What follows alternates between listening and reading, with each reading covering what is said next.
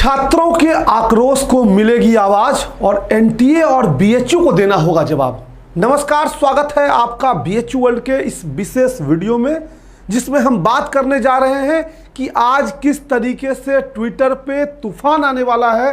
शाम 6 बजे से लेके रात के 8 बजे तक नंबर 1 पे ट्रेंड कराना है हैशटैग कैंसिल बीएचयू एंट्रेंस और हैशटैग बायकॉट एनटीए। इस बात की पूरी जानकारी, इस बात की पूरी विस्तृत चर्चा इस वीडियो में हम करेंगे। एक एक बात आपको समझना जरूरी है। कई नए ऐसे हमारे बीच बच्चे होंगे जो इस बात से परिचित नहीं होंगे, कई ऐसे गार्जियन होंगे जो इस बात से परिचित नहीं होंगे, कई ऐसे प्रशासनिक अधिकारी होंगे जो इस बात से परिचित नहीं होंगे कि आखिर क्यों इन दोनों हैशटैग को ट्रेंड करवाया जा रहा है। तो इस वीडियो में मैं एक एक बातें समझाऊंगा। विशेषकर बच्चों को यह वीडियो पूरा देखना है और जिस तरीके से आपको आज कैंपेन करने बताया जाएगा उस तरीके से अगर कैंपेन करते हैं तो निश्चित ही कुछ सकारात्मक परिणाम आने की उम्मीद है। सबसे पहला चीज उन लोगों के लिए जो नए हैं और पता नहीं है कि मामला क्या है, और उन लोगों के लिए भी जिनके मन में संशय है कि हमारा टॉपिक यह है कि क्वेश्चन टफ था। हमारा टॉपिक बिल्कुल नहीं है।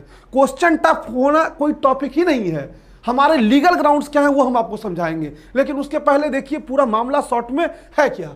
वर्ष 2021 के लिए पहली बार एनटीए के द्वारा जो है बीएचयू प्रवेश परीक्षा का असफल आयोजन लगातार जारी है।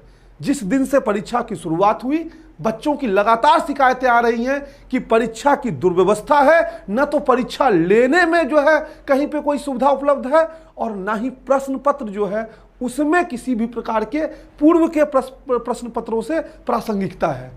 तो ये मुख्य रूप से मामला है और इसी मामले को लेके बीएचयू और एनटीए को छात्रों को भी जवाब देना होगा।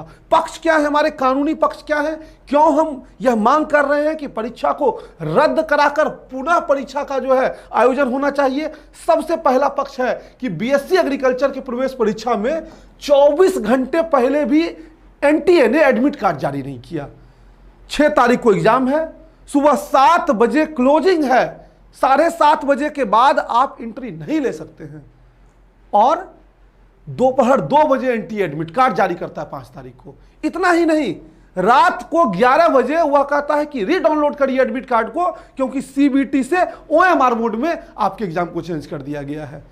इस कारणों से कई बच्चों को परेशानी हुई, कई बच्चों को परेशानी नहीं भी हुई, लेकिन कई बच्चों का एडमिट कार्ड की वजह से प्रवेश परीक्षा में दिक्कत हुई और कई बच्चों ने एडमिट कार्ड लेट इशू होने के कारण, सेंटर दूर होने के कारण एग्जाम ही नहीं दिया। तो इसका जिम्मेदार कौन है? क्या किसी परीक्षा में ऐसे विधान है कि सुबह एग्जाम है 7:30 बजे और आप रात को 11 बजे एडमिट कार्ड जारी करेंगे? साफ तौर पे ये एनटीए की मनमानी है और इस मनमानी के विरुद्ध आवाज उठाएंगे और एनटीए और बीएचयू दोनों का जवाब देना होगा। बीएचयू केवल यह कह के नहीं बच सकता है कि सब कुछ एनटीए देख रहा है। अगर सब कुछ एनटीए देख रहा है तो एनटीए का अपना विश्वविद्यालय हो, बीएचयू तब क्यों? बीएचयू का परीक्षा भवन क्यों? बीएचयू में यूईटी कंट्रोलर क्यों? हर पद बीएचयू में है, हर जगह प्रशासनिक अधिकारी है, तो बीएचयू को भी जवाब देना होगा। दूसरा हमारा तर्क है कि कोई कोर्स परीक्षा में जो है, कई कोर्सेस में ना तो कंप्यूटर ढंग से काम कर रहा है, ना तो जो सॉफ्टवेयर है वो ढंग से काम कर रहा है। इसके कारण कई कोर्सेस में, लगभग सभी कोर्सेस में समस्याएं देखने को मिली हैं कि कई बच्चों का जो है क्वेश्चन नहीं खुल रहा है। क्वेश्चन खुल रहा है तो उसमें हिंदी का ऑप्शन सारे गलत दिए हुए हैं, या हिंदी के प्रश्न ही जो है वो गलत लिखे हुए हैं, या कोई डेटा ही छोड़ दिया गया है, माउस काम नहीं कर रहा है, अगला प्रश्न नहीं हो रहा है, यहां तक कि सेव एंड नेक्स्ट नहीं हो रहा है। और ऐसे कई वीडियोज आपको सोशल मीडिया पे मिल जाएंगे। खास करके आज आप देखेंगे जब बच्चे अपनी शिकायत को दर्ज कराएंगे। तो इसके लिए कौन जिम्मेदार है? क्या बच्चा घर से माउस लेके जाएगा? क्या बच्चा घर से कंप्यूटर लेके जाएगा? आपने मोबाइल तक पे एग्जाम दिलवाया और कई बच्चों को तो एग्जाम दिलवाया ही नहीं। इसका जिम्मेदार है एनटीए और बीएचयू प्रशासन, तो उसको जवाबदेही देनी होगी और यह हमारा लीगल पक्ष है। इस व्यवस्था को बच्चों को नहीं करना था। तीसरा है कि ओएमआर बेस्ड जहां पेपर हो रहा था, परीक्षा के जो पर्यवेक्षक थे, जो इन्विजिलेटर थे, उनको पता ही नहीं था परीक्षा लिया कैसे जाता है। ओएमआर के जो परीक्षा का 2 घंटा समय होता है, उसी 2 घंटे में ओएमआर रंगने उनको दिया गया कि रोल नंबर उसी में भरो। अरे भैया, जब ऑनलाइन वाले बैठे हैं, एक क्लिक पे उनका एग्जाम शुरू हो रहा है, तो बैल बुद्धि की तरह आप कैसे कह रहे हैं कि तुम 20 मिनट में ओएमआर भरो? 7:30 से 8 के बीच आप क्या कर रहे थे? और इसके बाद और भी कई चीजें हुई हैं। हालांकि एक बात वो तर्क दे देंगे कि साइन कराना हमारा ये है वो है, ठीक है, लेकिन आप OMR जो है वो समय से पहले भरवाएंगे और हर परीक्षा में ऐसा ही होता है।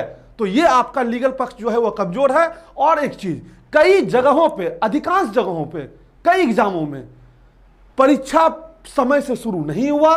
प्रश्न पत्र मिलना चाहिए 8 बजे, मिला 8:15 बजे और कलेक्ट जो वो समय से कर लिया गया। कुछ जगहों पे तो ऐसा भी सुना गया कि 5 मिनट लेट से दिया और 5 मिनट पहले कलेक्ट कर लिया। तो ये सब चीजें ये दिखाती हैं कि इन्विजिलेटर के नाम पे किसी को भी उठा के NTA ने खड़ा कर दिया था, जिसके कारण परीक्षा में परीक्षार्थियों को दिक्कत हुई। इसका जवाब BHU और NTA दोनों को देना होगा। BA के प्रवेश परीक्षा में और भी कई एग्जाम में NTA ने अपने पैटर्न को फॉलो नहीं किया। उन्होंने प्रोस्पेक्टस में लिखा है कि 15 प्रश्न रीजनिंग से और 15 प्रश्न मैथ से आएंगे, जबकि आप अगर BA के एग्जाम को देखेंगे तो 15 प्रश्न रीजनिंग से आपको नहीं दिखेंगे। कुछ ज्ञानी टाइप विद्वान जो है वो कह दे देंगे CI, SI ये सब रीजनिंग का पक्ष है। तो मैथ्स किसको कहते हैं? यही सेम चीज उन्होंने जो है किया है आपका BSc एग्रीकल्चर के एग्जाम में, जहां मेंटल एबिलिटी के नाम पे मैथमेटिक्स पूछ लिया है। मेंटल एबिलिटी और मैथमेटिक्स में अंतर है सर। आपको पता है कि रीजनिंग क्या होता है, मैथ्स क्या है, लेकिन आपने कैसे इस प्रकार की धांधली जो है वो बच्चों के साथ की? आपको जवाब देना होगा। और हमारा 5वां तर्क है कि BHU और BBAU के लिए जब बच्चों ने अलग से फॉर्म भरा, अलग से पैसा दिया, अलग से नोटिफिकेशन जारी हुआ, तो आप कैसे अंतिम समय में दोनों परीक्षाओं को एक कर देंगे? किस आधार पे आप एक कर रहे हैं? दोनों का परीक्षा पैटर्न अलग है, दोनों को आप मिला दिए। आपको जो है दैविक ज्ञान प्राप्त हुआ और आपने कहा हम दोनों का एक साथ परीक्षा लेंगे। बच्चों ने जब आपको अलग अलग फी का पेमेंट किया है, बच्चे जब 2 एग्जाम देने के लिए इच्छुक हैं, किसी का हो सकता है एक एग्जाम खराब जाए तो दूसरा एग्जाम अच्छा जाए, तो कैसे आप एक ही एग्जाम से दोनों जगह एडमिशन लेंगे? आपने नियमों के को ताक पे रख पे सब कुछ अपने मन से किया, मनमानी किया है, इसलिए आपको जवाब देना होगा। और अंत में हमारा यह आता है नैतिक मुद्दा जो बच्चों के मन में है। किसी भी एग्जाम को कंडक्ट कराने के लिए जो उसका पैटर्न है, जो उसका लेवल है, उस पे आधार पर प्रश्न पूछा जाता है। और अगर किसी लेवल की आवश्यकता नहीं है तो क्यों +2 लेवल पे एग्जाम होता है, क्यों ग्रेजुएशन लेवल पे एग्जाम होता है, क्यों पोस्ट ग्रेजुएशन लेवल पे एग्जाम होता है?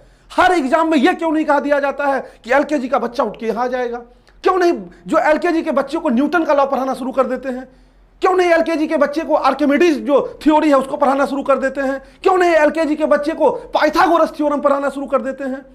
हर एग्जाम का अपना लेवल है और उस लेवल से अलग जाके आपने क्वेश्चन को दिया है बच्चों को। और मुझे पता है आपने प्रश्न बनाया ही नहीं है BHU के लिए। आपने जो पूर्व में परीक्षा आयोजित की है, यहां तक कि जो नेट की परीक्षा आयोजित करती हैं, वहां से प्रश्न को सीधा कॉपी पेस्ट किया और डाल दिया BHU के एंट्रेंस में। आपने कभी नहीं सोचा कि क्लास 12 के बच्चे कैसे उन प्रश्नों को करेंगे। हालांकि आप कह सकते हैं कि मेरा इच्छा, तो आपकी इच्छा से सब कुछ नहीं हो सकता है। आप कोई भाग्य विधाता नहीं है, आप देश की जनता के रखवाले हैं। देश की जनता के जो पैसे से टैक्स आ रहा है, देश की जनता के पैसे से आप उससे काम कर रहे हैं, तो आपको छात्रों के हित में काम करना होगा और आपकी मनमानी नहीं चल सकती सर। आपको तो जवाब देना होगा कि आपने क्यों इन बच्चों का मनोबल तोड़ा है, और इन बच्चों के मनोबल को तोड़ने के साथ साथ आपने जिस तरीके से इनको हतोत्साहित किया है, जीवन भर ये परेशान रहेंगे। जवाब दीजिए, आके जवाब दीजिए। और अब हम करेंगे कि हमारा विरोध कैसे होगा। ये सबसे इंपॉर्टेंट, इस बात को समझिएगा दोस्तों। देखिए, विरोध हमारा जो है वह कंप्लीटली ऑनलाइन मोड में होगा। हम कहीं भी ऑफलाइन तौर पे प्रदर्शन करने नहीं जा रहे हैं। घर से बैठेंगे और इस मोबाइल की शक्ति से NTA की नींव को हिला डालेंगे। अब करेंगे क्या? देखिए, अभी से लेकर रात 8 बजे तक लगातार विरोध जारी रहेगा। अभी 6 बजे हमने ये वीडियो पब्लिश किया है, अलग अलग यूट्यूब चैनल सपोर्ट में आएंगे। 12 घंटे का समय हम लोग लेके चल रहे हैं। 6 बजे से 8 बजे शाम तक जो है लगातार विरोध होगा, लेकिन शाम 6 बजे से लेके रात 8 बजे के बीच आज जो है दिन भर अलग अलग सोशल मीडिया प्लेटफॉर्म पे हम मैसेज शेयर करेंगे, दिन भर अलग अलग सोशल मीडिया प्लेटफॉर्म पे फोटो शेयर करेंगे, वीडियो शेयर करेंगे, मैं सब बात में बताऊंगा। लेकिन शाम 6 से रात 8 का जो 2 घंटे का समय है, उस समय केवल ट्विटर पे आ जाएंगे। सारी शक्ति को ट्विटर पे झोंक देंगे और कम से कम 2 से 2.5 लाख ट्वीट करके एक नंबर पे ट्रेंड करेंगे, ताकि पता चले एनटीए को कि छात्रों की शक्ति क्या होती है, छात्रों का आक्रोश क्या है और उन्होंने क्या किया है। सिर्फ एनटीए को नहीं बल्कि देश की पूरी जनता को पता चलना चाहिए कि किस प्रकार परीक्षा के नाम पे एनटीए ने धांधली किया है।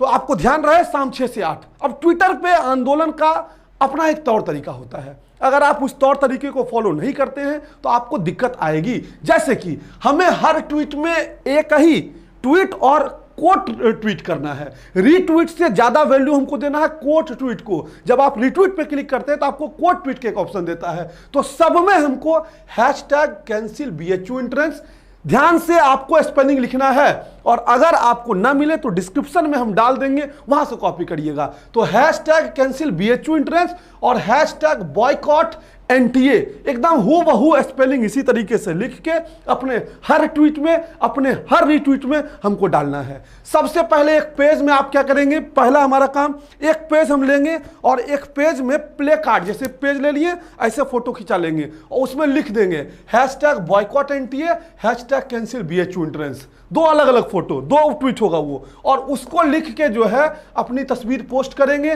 दिन भर हमारी डीपी जो है वो वही रहेगी। आज फेसबुक पे, चाहे व्हाट्सएप पे, चाहे आपका कोई भी सोशल मीडिया प्लेटफॉर्म हो, हर जगह आपकी डीपी वही रहनी चाहिए, ताकि कोई भी आए तो आज पता चल जाए कि आखिर ये है क्या। उसको उस मामले में जानने की जो बड़े बड़े प्रशासनिक अधिकारी हैं उनको रोचकता है कि भाई क्या, क्यों ये मैटर ट्रेंड कर रहा है, और उसके बाद आप जो है उसमें ट्रेंड टैग कर दीजिएगा निश्चित तौर पे एनटीए को, क्योंकि यही जवाब दें उसके लिए, इन्हीं को जवाब देना है, इनको पता चले कि हमारे विरोध में कैंपेन चल रहा है। फिर VC ऑफिस BHU को टैग कर दीजिएगा कि इनको भी लगे कि हाँ हमारी भी कुछ जवाबदेही है।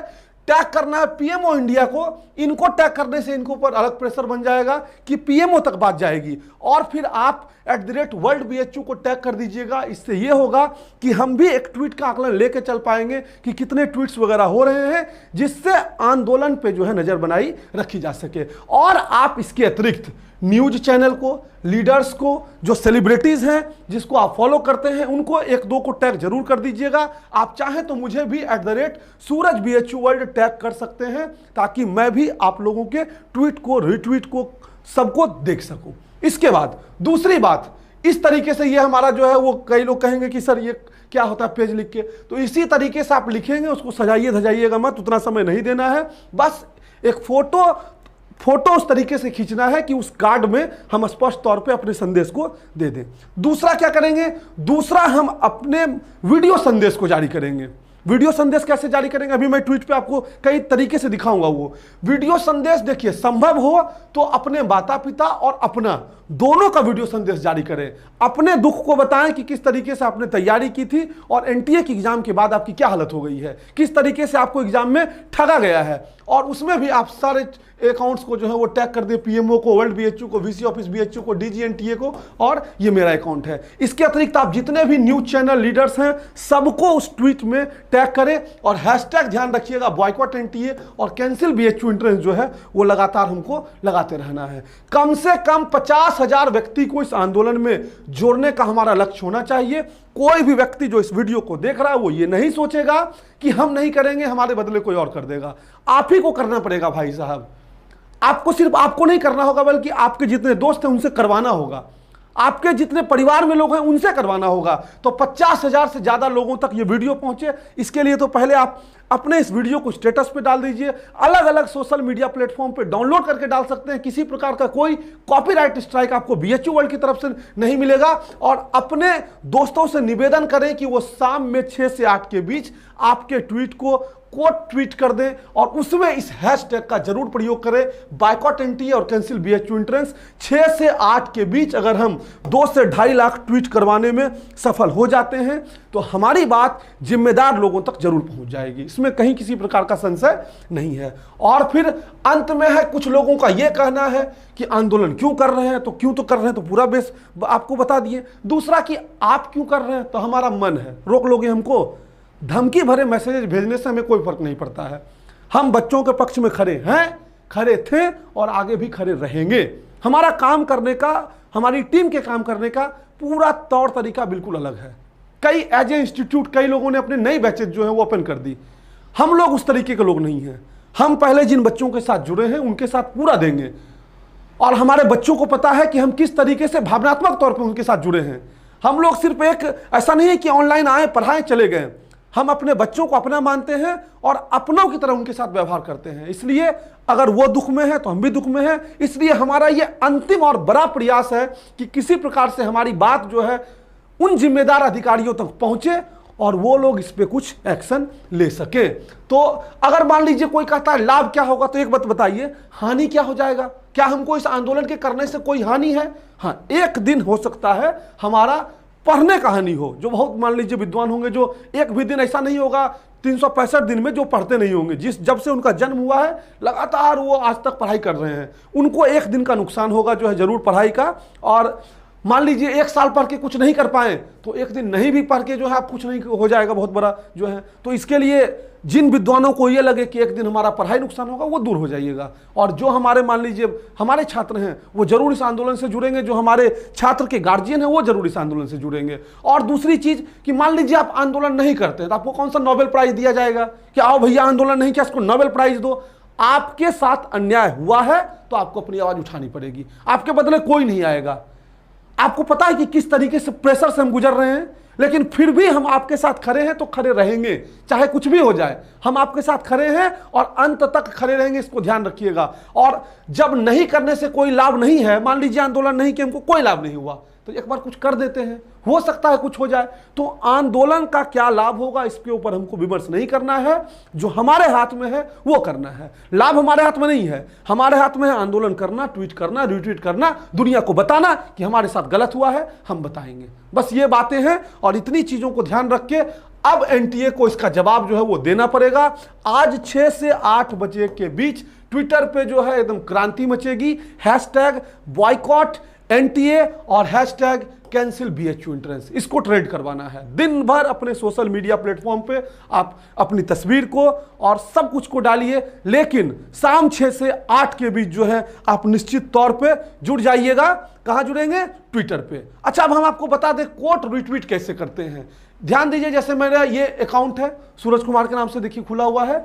अब हम जाएंगे किसी भी ट्विटर हैंडल पे, वो तो ऐसे ही आपको दिखने लगेगा शाम को, क्योंकि सब ट्वीट आएगा। जैसे बीएचयू वर्ल्ड का कोई ट्वीट है, ठीक है, सारे दोस्तों के ट्वीट को, सारे जो आपके मित्र हैं जो उस हैशटैग से ट्वीट करेंगे, जैसे क्लिक करेंगे बहुत सारे ट्वीट आपको दिखेंगे। तो आपको उस हैशटैग पे क्लिक करके कोट ट्वीट करना है। जैसे मान लीजिए ये कोई एक आया है, इसमें देखिए एक ऑप्शन है कोट ट्वीट का, इस पे क्लिक करेंगे तो देखिए कमेंट ऐड करने दे दिया। इस कमेंट में जो है हम हैशटैग वो वाला ऐड कर देंगे, लिख देंगे हैशटैग कैंसिल बीएचयू, जैसे जो भी हैशटैग है उसको लिख देंगे और इस पे जो है ट्वीट कर देंगे। तो इस तरीके से हमको कोट ट्वीट पे फोकस करना है, हमको सिर्फ रिट्वीट पे फोकस नहीं करना है, ठीक है। तो इस तरीके से हम अपने आंदोलन को आज जो है शाम 6 से 8 चलाएंगे और दिन भर सोशल मीडिया प्लेटफॉर्म पे आप अपने वीडियो संदेश को स्टेटस पे हर जगह डालिए, ताकि दिन भर में एक माहौल बन जाए, सब लोगों को पता चल जाए कि आज 6 से 8 बजे के बीच कुछ बड़ा जो है होगा। और ट्रेंडिंग में आने के बाद निश्चित ही राष्ट्रीय मीडिया की नजर